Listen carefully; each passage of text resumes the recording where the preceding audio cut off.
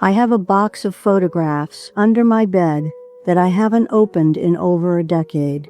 I don't keep it closed because I miss the people in the pictures.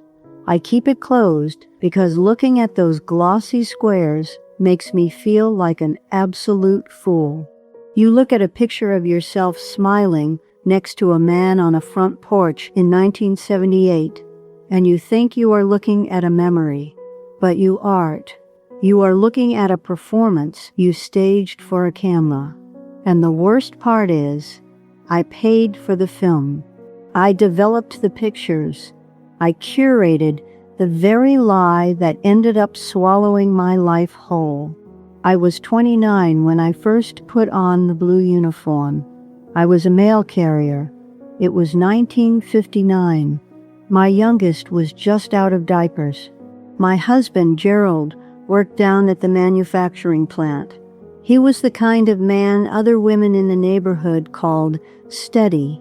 Steady is a funny word. It just means a person doesn't move. It doesn't mean they are holding you up. I was proud of my job. I walked 6 days a week. In the blistering August heat and the freezing January slush, I carried a heavy leather bag on my shoulder that left a permanent divot in my collarbone. But that bag gave me something. It gave me a feeling of being on the inside. When you deliver the mail to the same 12 streets for 3 decades, you stop being a person to the people who live there. You become part of the infrastructure. You become invisible. And when people think you are invisible, they stop hiding. I thought that made me smart. I thought because I held their electricity bills, their medical debts, and their letters from out of state that I knew the truth about the world. I thought I was the observer, standing safely on the shore while everyone else was drowning in their own secrets. I watched the slow decay of 100 marriages from the sidewalk. I saw the patterns. I never opened a single envelope, but I didn't need to. The pattern is always the story. I watched a young couple move into a corner house on Elm Street. They used to paint their porch together on the weekends. Then, a few years later, the wife started getting certified letters from a downtown law firm. The husband stopped waving when I walked by. A month after that, there was a moving truck. I saw the same thing happen with a businessman on Oak Avenue. He had a pristine lawn and a brand new car, but the pink collection notices started arriving twice a week, then every day. I watched these people smile at neighborhood block parties. I watched them pass the potato salad and laugh, knowing exactly what was waiting for them in their aluminum mailbox. I judged them. I really did. I wondered how they could be so blind to the collapse of their own lives. But that is the trick of it. It doesn't happen all at once. It happens on a random Tuesday. It happens when you are tired. It happens when you decide to ignore a small inconsistency because you just want to sit down and eat your dinner in peace. Gerald was a quiet man. He didn't ask many questions. I used to tell myself he was just a good listener. I used to tell myself his silence was a comfortable space we shared. But the silence wasn't empty. It was full of things. I noticed the small shifts. Any woman would. I noticed when he started keeping his work schedule in his breast pocket instead of on the kitchen counter. I noticed when the mileage on the station wagon didn't match the distance to the plant. I noticed the subtle change in the way he smelled when he came home late on a Thursday, but I didn't say a word. I gave him the benefit of the doubt.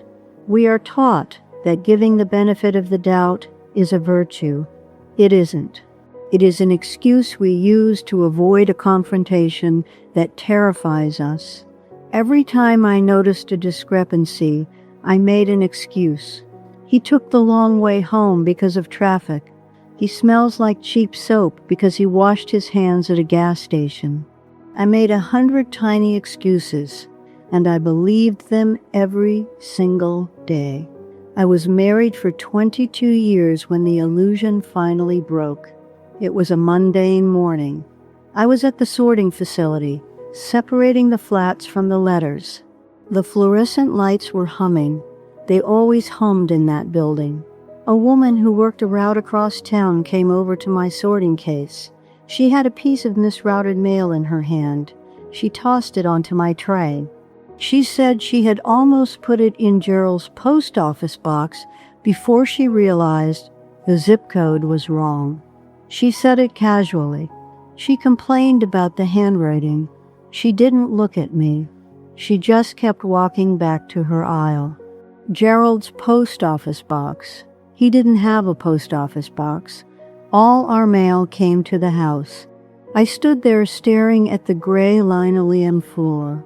I felt a cold rush of air start at the base of my neck and travel all the way down to my feet. I didn't gasp. I didn't cry out. The world just stopped making noise. I went to the branch across town on my lunch break. I stood in the lobby. I watched him walk in. I watched him take a small brass key out of his pocket. I watched him open box number 412. I watched him pull out a stack of letters with pale blue envelopes. I didn't confront him. I turned around and walked out into the bright afternoon sun. It wasn't the shock of discovering my husband had another life.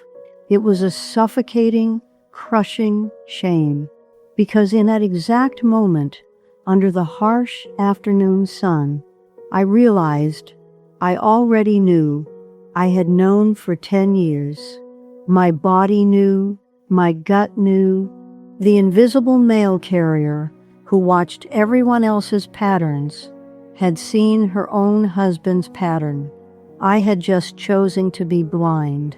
I chose the lie because the lie came with a house and a routine and a reputation. I drove home that evening. I made a pot roast. I set the table. I watched him eat. I stayed with him for 8 more years. 8 years. That is the part that disgusts me the most. Not what he did, what I did. I stayed because I had 3 teenagers. I stayed because we went to church on Sundays and sat in the 4th pew. I stayed because I was terrified of being the woman with the broken marriage. So I became the woman with the fake one. I became exactly like the people on my route. I smiled at the grocery store. I hosted holiday dinners. I made sure the lawn was mowed, and inside the house, the air was dead. We moved around each other like ghosts in a museum. We never touched. We rarely spoke unless it was about the electric bill or the groceries. I thought I was protecting my children. I thought my sacrifice was noble. I thought I was keeping the family intact.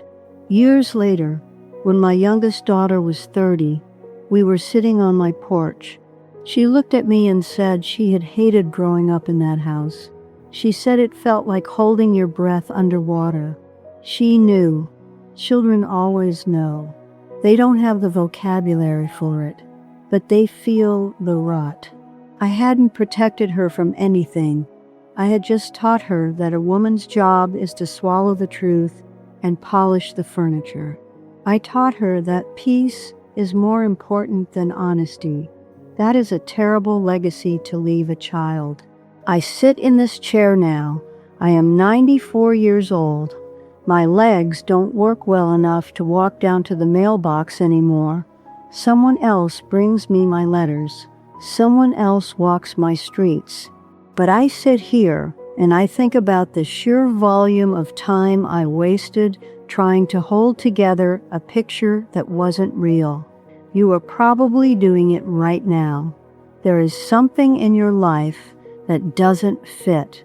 A relationship, a friendship, a feeling in your gut that flares up on a Tuesday night when the house is quiet, and you push it down.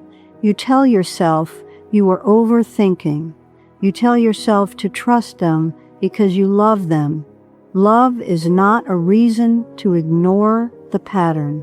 Trusting someone who shows you they cannot be trusted is not loyalty. It is self-destruction. People are afraid of the mess. They are afraid of what will happen if they pull the thread and the whole life they built comes unraveled. They are afraid of the pain of the truth, but the pain of the truth is sharp. It cuts, but it finishes. The pain of a lie is a slow rot. It takes decades to hollow you out.